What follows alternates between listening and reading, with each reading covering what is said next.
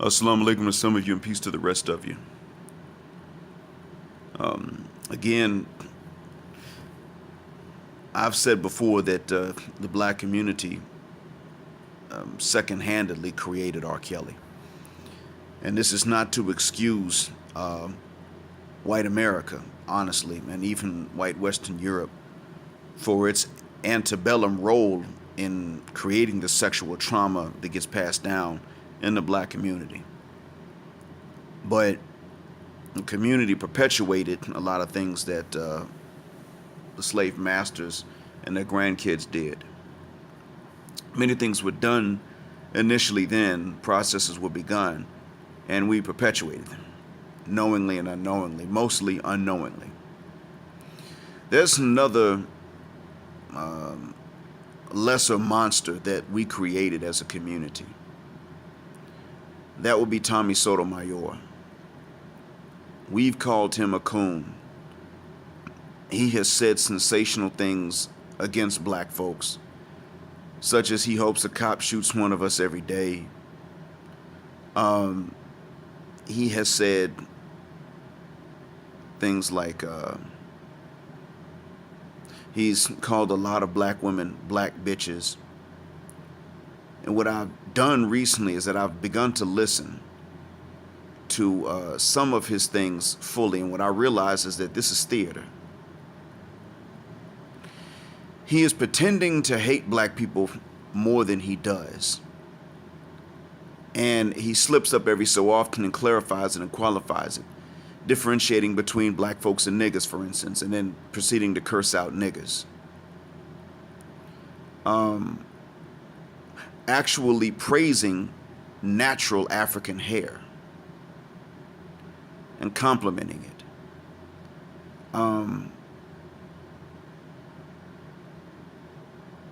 These are things I've heard him say that we don't expect him to say, and they sort of betray the demeanor that he has put up, a facade. He has formulated a facade of a complete sellout. And now there are times that he's still wrong. I'm not saying that I agree with him. And one example is when he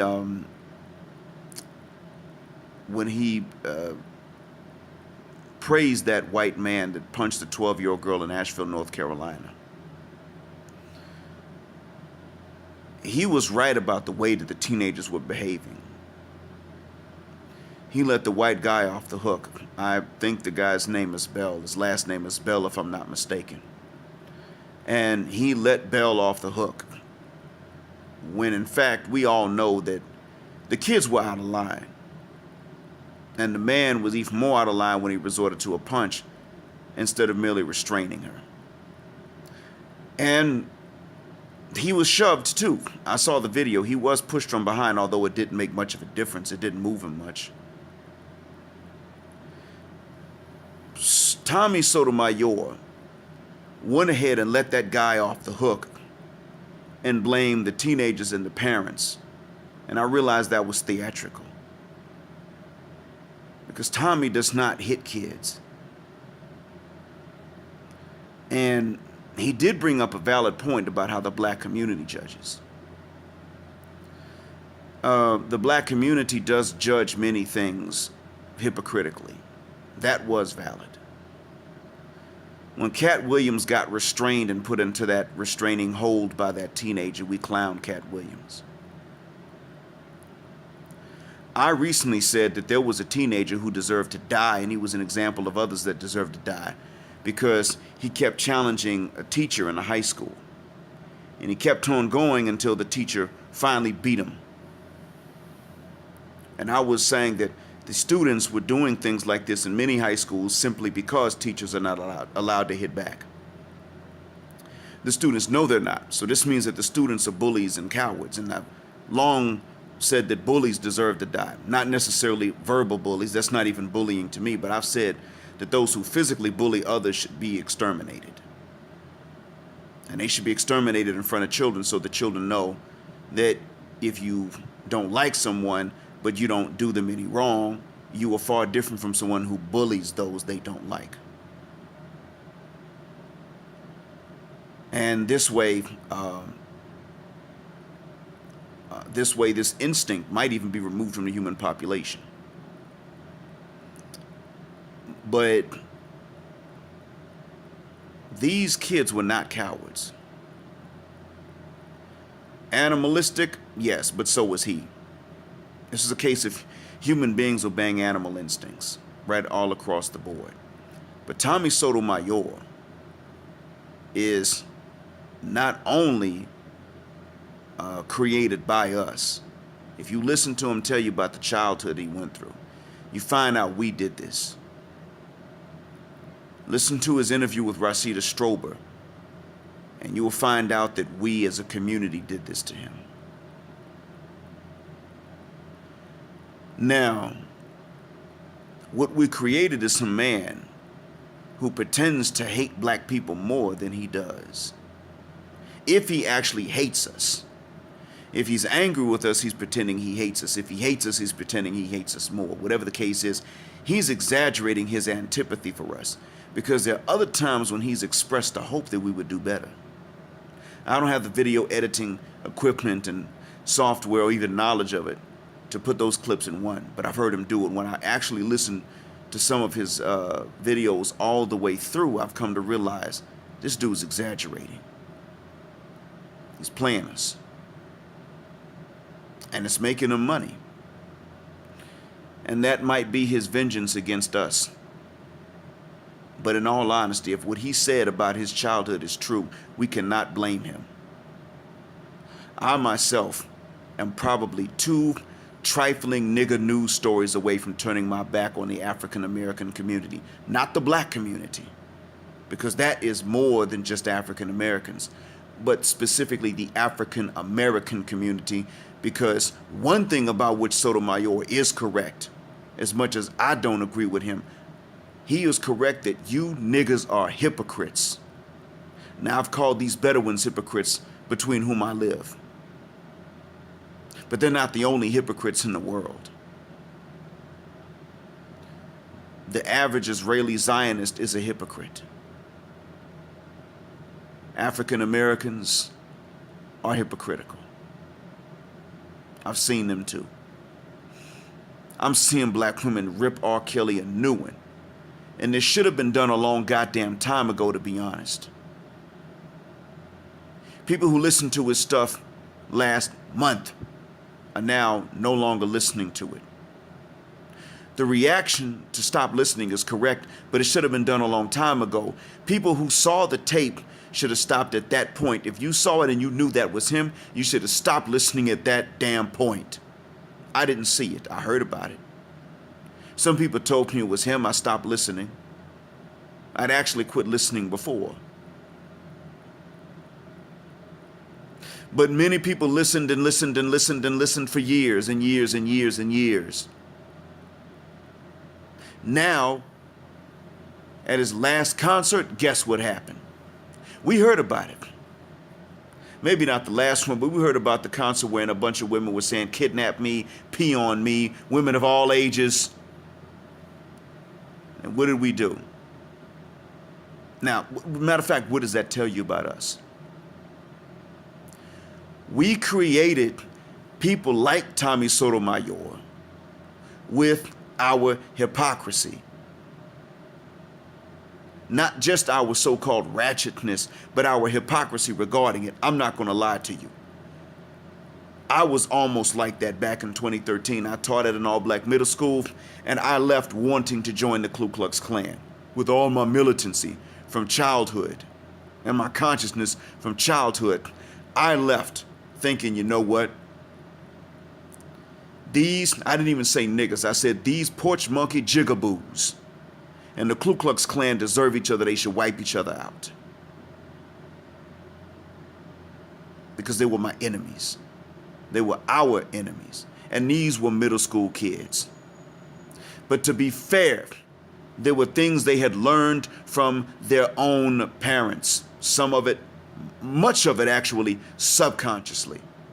Not explicitly said to them. All sorts of negative stereotypes. I remember one girl who was actually very well behaved and very nice and considerate. believing that black people were part dog. She actually believed it. And I couldn't get over this. We know that dogs and humans cannot interbreed. They can't mix. Humans can't even mix with other primates. How are we going to mix with canines? We can't have hybrid offspring with them if we can't have hybrid offspring even with chimps and gorillas whose DNA is so much more like ours. Yet and still, she had been given the idea from an adult in her family that black people were part dog. Now, what does that tell you? It was a miracle that she did not act like she was part human and part animal, because she believed it. We did this. It was done to us first, I admit. We perpetuated it and redid it to each other. I see us as being traumatized, but we need help. The problem is we keep rejecting the help, and that's why I take issue with us. But because we keep rejecting the help, we're producing not only R. Kelly's, which we did a long time ago. We as a community did that. We also produced the one that victimized him. We produced his brother that's sitting in the jail. With some of the dumb stuff we did, we produced the other brother that threw R. Kelly under the bus. We have been judging each other stringently and hypocritically, and from a young age, for generation after generation, going back a long time. We have a lot of potential and we can do better. We built towns in the United States that did not need outside help. And they thrived, and poverty was minimized. And what the hell wound up happening after that? They were attacked by force and burned to the ground.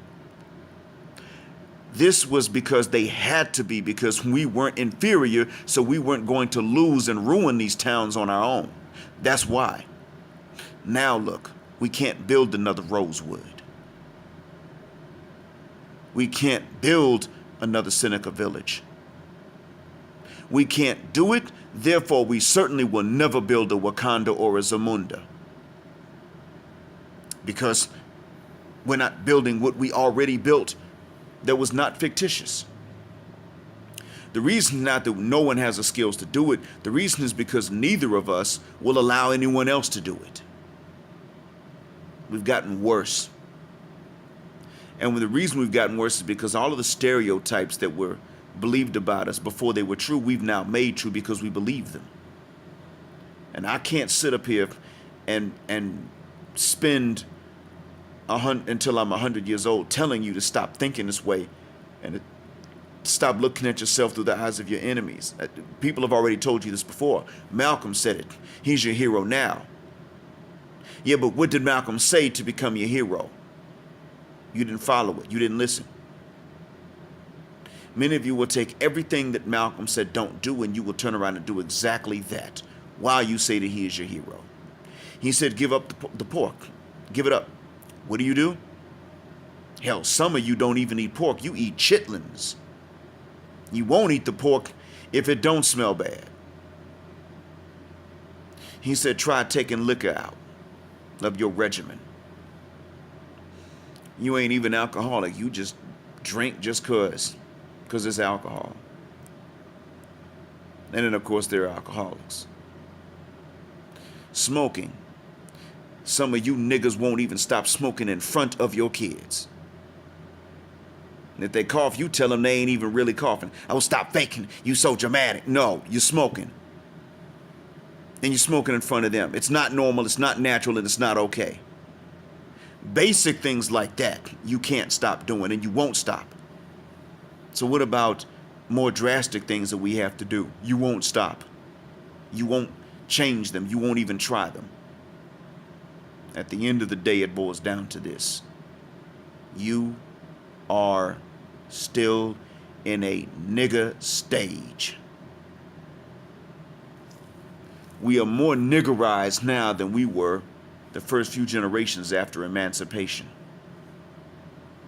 we have more knowledge about history and more knowledge about what was done to us. And what do?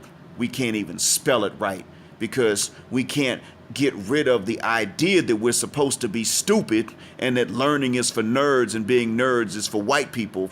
So then when we do get older, we get woke, so to speak, we can't even write out what we know because we can't spell it correctly. Not because English is that hard. No, it's because we insisted when we were youth on sleeping through English class or cutting up. Because we instinctively believe that when a bunch of us are together, we're not supposed to know how to act. Because we look at each other through the eyes of our enemies and even ourselves through the eyes of our enemies. This is why. So, nothing that anybody says can help you. And even now, as I'm saying this, many of you were saying, that stuff don't even matter. No, it does matter. Being functionally illiterate in your first language matters for anybody. But why? If we are no stupider than anybody else, and in many cases even smarter, then why is it that we are some of the worst writers in the damn world in our first language? It's not because we're stupid. It's not because English is hard. It's not because spelling is not important. It is because we think we're stupid when we're young. So we act like it in any academic environment and we enforce it upon each other. Then when we get older, we can't write correctly what we know to pass on to future generations. That's what's going on. These things are really just signs, they're symptoms of something bigger.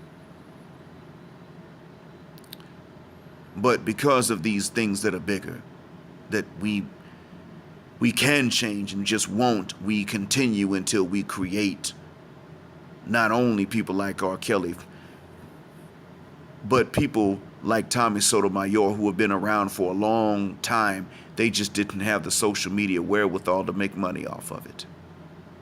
We created that. He is our fault. He is a problem. He says things that are not true. He doesn't come down hard enough on white America in many instances. But again, we created him. I hope this has been a benefit. Assalamu alaikum.